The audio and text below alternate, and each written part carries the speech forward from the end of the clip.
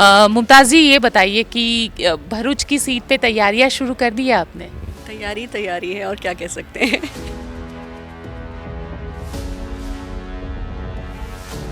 मान लीजिए अगर टिकट नहीं दिया तब क्या करेंगे? पार्टी आइडियोलॉजी में यकीन रखते हैं और जो एक उनकी समाज सेवा की भाव थी जो कि हमने उनको हमेशा करते देखा है राजनीति में रहकर, वही भाव से हम पब्लिक में उतरे हैं।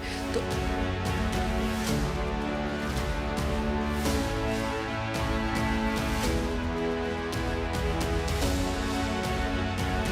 खास करके अहमद भाई की वो कौन सी राजनीतिक बात जो है जो आपको लगता है कि ये मुझे इम्प्लीमेंट करनी चाहिए तो मेरे लिए ये अच्छा रहेगा? He was accessible to all. वो वो सुनते थे, समझते थे, कम बोलते थे। तो वो फ़र्क है हमारे में, मैं ज़्यादा बोलती हूँ, वो कम बोलते थे, मुझे बोलते थे कम बोला करो, लेकिन वो सुनते ज़्यादा थे।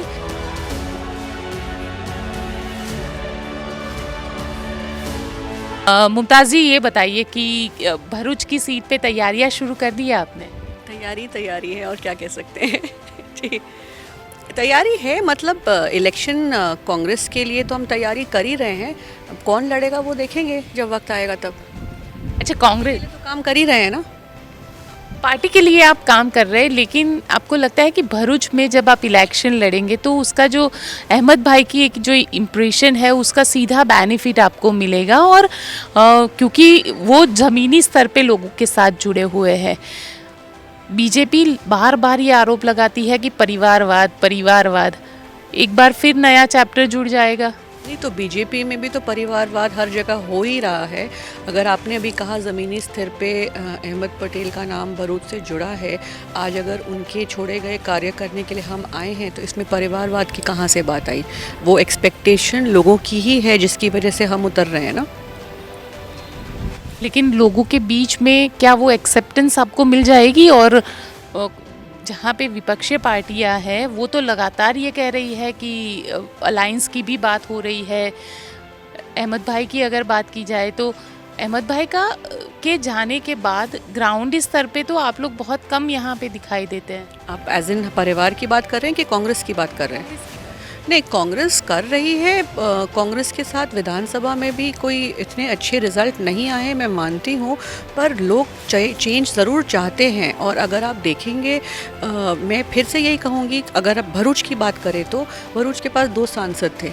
अहमद पटेल भी थे राज्यसभा से और बीजेपी से हमारे मनसुख वसावा थे लोकसभा सांसद। तो अब ये देखते हैं कि पिछले 2-3 साल में कितनी कमी महसूस हो रही है, क्योंकि एक शायद आदत पड़ गई थी, 2 सांसद 2 लोग काम कर रहे थे आपके लिए। कांग्रेस ज़रूर मौजूद है, लोकसभा ना जीती हो, पर आप ये नहीं कह सकते कि कांग्रेस भरूच में या यहाँ पे मौजूद नहीं थी, क्योंकि मेरे पिता उतने ही दिल से और उतनी ही शिद्दत से काम कर रहे थे यहाँ पे ग्राउंड पे कांग्रेस पार्टी की तरफ से जनता के लिए। लेकिन मुमताज़ जी, जहाँ तक अहमद भाई की बात थी, अहमद भाई के जाने के बाद एक थोड़ा सा वैक्यूम क्रिएट हुआ। आप और आपके भाई दोनों आए, लेकिन क्लियर उस वक्त नहीं था कि राजनीति में आप दोनों आएंगे या नहीं आएंगे। आज भी एक असमंजस जैसी स्थिति बनी हुई है कि चुनाव लड़ेंगे नहीं लड़ेंगे, क्या करेंगे, कैसे करेंगे। देखिए, आपसे शायद मैंने 1 साल पहले बात करी थी, तो मैंने बहुत स्पेसिफिकली कहा था कि राजनीतिक वारिस के तौर पे नहीं आए यहाँ पे। भरूच घर है हमारा, हमारे परिवार, हमारा घर, हमारा गांव, और बाकी जितने लोग हैं जो उनके साथ जुड़े थे उनको भी हम एक एक्सटेंडेड परिवार मानते हैं। तो यहाँ हमारा आना जाना कोई एक राजनीतिक मकसद या नियत से नहीं है। वो इलेक्शन हो ना हो, इलेक्शन लड़े ना लड़े, वो एसोसिएशन तो हमेशा ज़िंदगी भर रहने वाला है यहाँ से। हम जो उनके छोड़े गए कार्य थे, जो लोगों की अभी भी उम्मीदें हैं, हम अपने लेवल पर छोटे मोटे तरीके से जहाँ जिसकी ज़रूरत या मदद कर सकते हैं हम कर रहे हैं। तो यहाँ पे हमारा होना कोई एक राजनीतिक मकसद या पर्पस से नहीं है, तो उसको तो आप अलग ही कर दीजिए। रही बात राजनीति की, तो जी, कांग्रेस पार्टी से हमारी आइडियोलॉजी मिलती है, कांग्रेस पार्टी के लिए काम करेंगे। हमको जिस तरीके की जिम्मेदारी दी जाएगी या जहाँ हम कांग्रेस की आइडियोलॉजी को आगे लेकर जा सकेंगे, वहाँ तो हम बने रहेंगे। लेकिन जहाँ तक बात सुनाई दे रही है वहाँ तक यही सुनाई दे रहा है कि भरूच की सीट से आप इस बार चुनाव में भी मैदान में उतर सकती है। इसकी संभावनाएं कितनी है? देखिए, पार्टी तय करेगी, हम तैयारी पूरी करेंगे कांग्रेस पार्टी के लिए। अब उम्मीदवार कौन होता है वो पार्टी जब तय करेगी और मैंडेट देगी तो हम उसका समर्थन करेंगे। मान लीजिए अगर टिकट नहीं दिया तब क्या करेंगे? क्योंकि कांग्रेस आम आदमी पार्टी अलायंस में भी जा सकती है। अगर अलायंस में जाती है तो किसी और को टिकट इस सीट से मिल सकती है, आपको भी टिकट मिल सकती है, या क्या होगा फिर? रणनीति क्या होगा, वो उस वक्त तय हो जाएगी या फिर अभी से थोड़ा सा प्लानिंग स्ट्रेटेजी के साथ आगे बढ़ रही है? देखिए, बहुत आपको ये एक आइडियलिस्टिक बात लगेगी, पर वालिद से, पिता से सीखी है। यहाँ कोई एक इंडिविजुअल एम्बिशन से नहीं है। मैंने अभी थोड़ी देर पहले कहा कि पार्टी आइडियोलॉजी में यकीन रखते हैं, और जो एक उनकी समाज सेवा की भाव थी, जो कि हमने उनको हमेशा करते देखा है राजनीति में रहकर, वही भाव से हम पब्लिक में उतरे हैं। तो इलेक्शन आएंगे जाएंगे, चुनाव होगा नहीं होगा, टिकट मिले नहीं मिले, all that is secondary, that is not important eight the moment.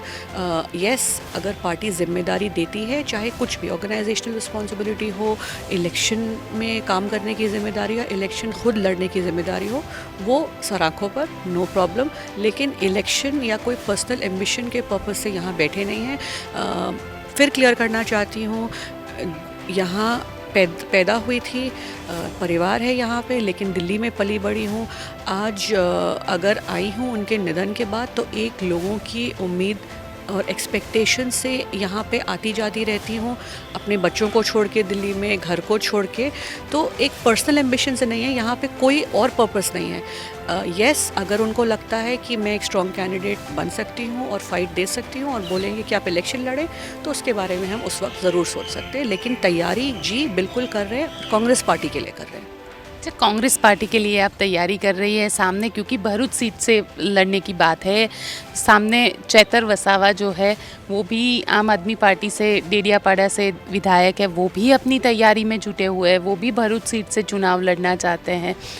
तो कहीं अलायंस में फिर गड़बड़ी नहीं हो जाएगी ना? देखिए, लोकतंत्र है, सबका हक बनता है, सब अपने अपने में ज़रूर कांग्रेस से भी बहुत लोग होंगे जो उम्मीद रखते होंगे कि इलेक्शन चुनाव लड़ें, तो सब अपनी तैयारी करें। पर मैं फिर भी उसमें बिलीव करती हूँ कि आप पहले पार्टी के बेसिस पे तैयारी करें, स्ट्रॉन्ग बने, एंड एक कलेक्टिव एफर्ट होता है। चुनाव सिर्फ एक इंसान का नहीं होता। आज अगर मैं भी चुनाव लड़ने जाऊं तो मेरे को बहुत लोगों की सपोर्ट की ज़रूरत पड़ेगी, और पार्टी की बैकिंग चाहिए होगी। पार्टी का जो नाम है, पार्टी का सिंबल है, तो जाहिर है कि जब काम करने पे उतरेंगे तो सबसे पहले कांग्रेस पार्टी के नाम से ही उतरेंगे।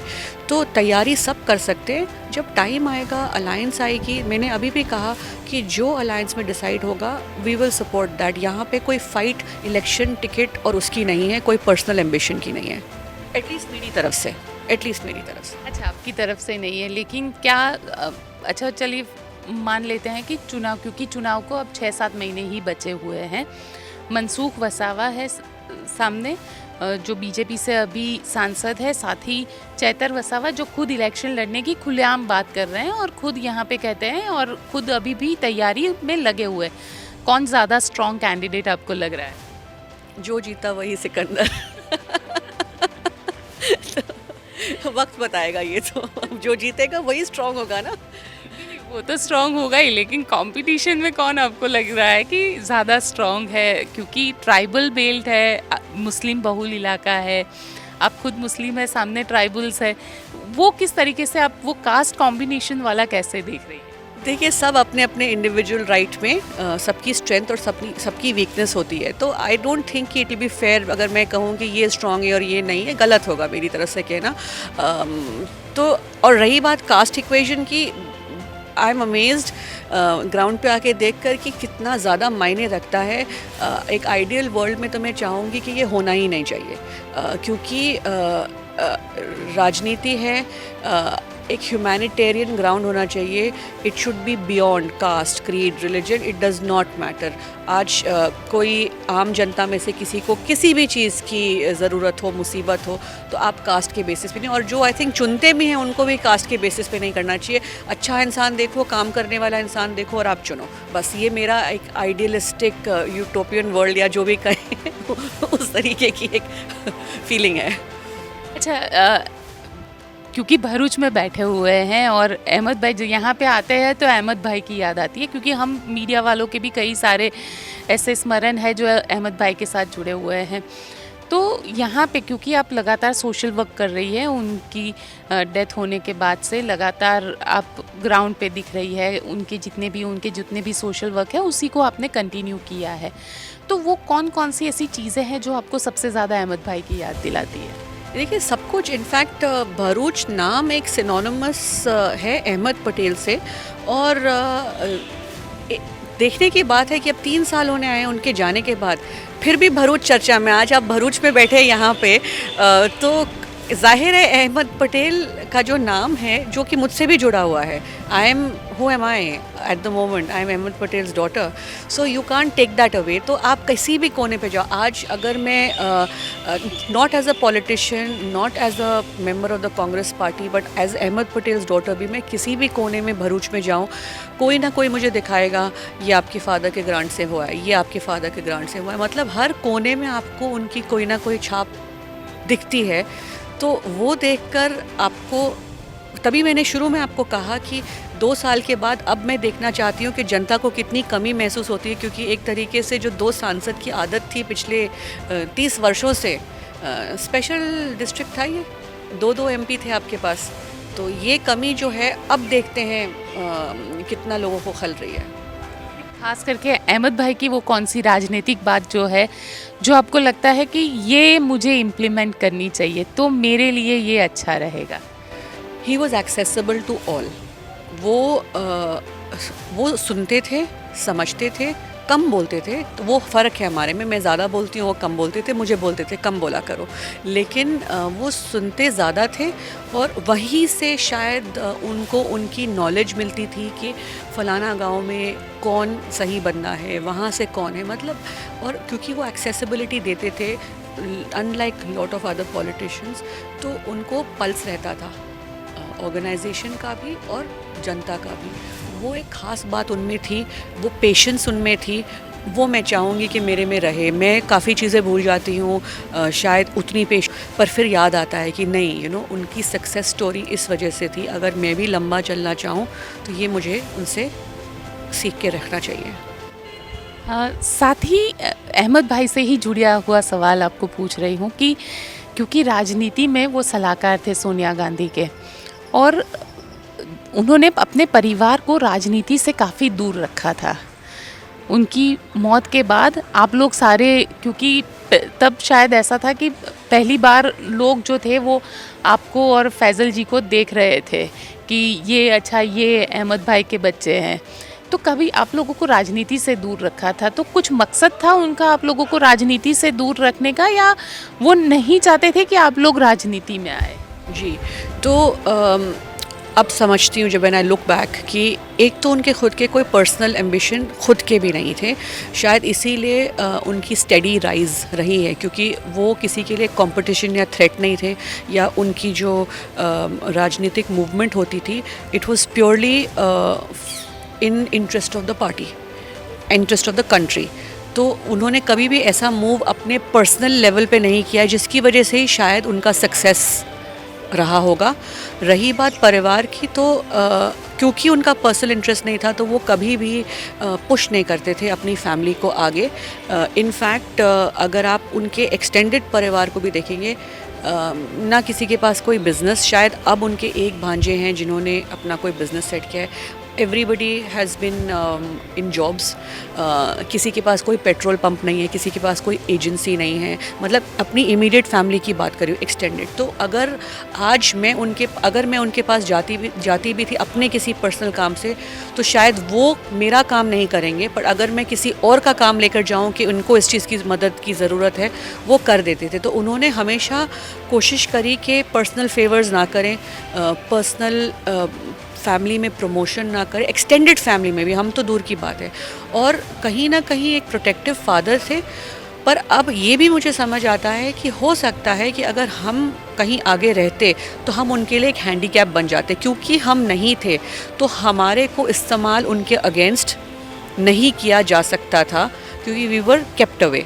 तो शायद वो उनकी एक स्ट्रेंथ थी कि क्योंकि परिवार इन्वॉल्व नहीं था तो वो बेझिझक बहुत सारे डिसीजन, बहुत सारे चीज़ कर सकते थे। अगर हम होते तो वो हम शायद एक हैंडीकैप उनके लिए बन चुके होते। पर मैंने हमेशा से इच्छा जाहिर करी थी कि मैं पब्लिक लाइफ में आना चाहती हूँ, मैं उनके साथ काम करना चाहती हूँ। शुरू में हेजिडेंट थे, पर हमारी 2020 में इसके बारे में चर्चा शुरू हुई, पर अनफॉर्चुनेटली वो बीमार पड़ गए। क्योंकि मैंने उनको कहा था कि मैं चाहती हूँ आपके अंडर, आपके गाइडेंस के अंडर मैं शुरुआत करूँ, मैं सीखूँ। I am ready now because my children are older and अब मैं फ्री हो गई हूँ थोड़ा, तो मैं आपके साथ काम करने के लिए तैयार हूँ। पर unfortunately life had other plans. हाँ, साथ ही एक सवाल ये भी है कि फैज़ल नहीं दिखते हैं। फैज़ल बिल्कुल, वो मिलते हैं लोगों से, उनका ट्विटर पे वो काफ़ी सोशल मीडिया पे एक्टिव रहते हैं, लेकिन क्या उनका भी राजनीति में आने का कोई प्लानिंग है या नहीं है? देखिए फैसल, आप जानते हैं उनके पापा के निधन के बाद काफ़ी बीमार हो गए थे, उनको सिवियर ब्रेन इन्फेक्शन हुआ था, वो बहुत महीनों तक अस्पताल में थे। थैंकफुली शुक्र है कि अब वो बिल्कुल ठीक है एंड बैक इन एक्शन है। वो अब पहले भी संभालते थे, इनफैक्ट मैं तो तब इतनी इन्वॉल्व भी नहीं थी, बट वो शुरू से पापा के साथ उनके सोशल वर्क में इन्वॉल्व थे। तो अब उन्होंने उस चीज़ को टेक ओवर फिर किया हुआ है। पिछले 2 साल में जब वो बीमार थे तो मैं जगल कर रही थी हर जगह। अब थोड़ा सा वो क्योंकि मैनेज ज़्यादा कर पा रहे हैं, तो आई हैव मोर टाइम राजनीति में मैनूवर करने के लिए। तो ऐसा नहीं है कि वो नहीं, वो डिसाइड करेंगे वेदर वो अपना सोशल सर्विस फाउंडेशंस के थ्रू करना चाहेंगे कि फिर पॉलिटिक्स के थ्रू करना चाहेंगे। आई थिंक वक्त आने पर वो अपने टाइम से, अपने हिसाब से डिसाइड करेंगे। एक आखिरी सवाल पूछना चाहूँगी कि आपको लगता है कि जो जगह पार्टी में अहमद पटेल की थी, क्या वही जगह मुमताज़ पटेल भी बना पाएगी? अब वो मेरी इंडिविजुअल कैपेसिटी पे और काम पे और कैलिबर पे और टैलेंट पे डिपेंड करेगा। अहमद पटेल की जगह तो शायद कोई ना ले सके, हम तो बहुत ही दूर की बात है, ना ही हमारे पास वो एक्सपीरियंस है।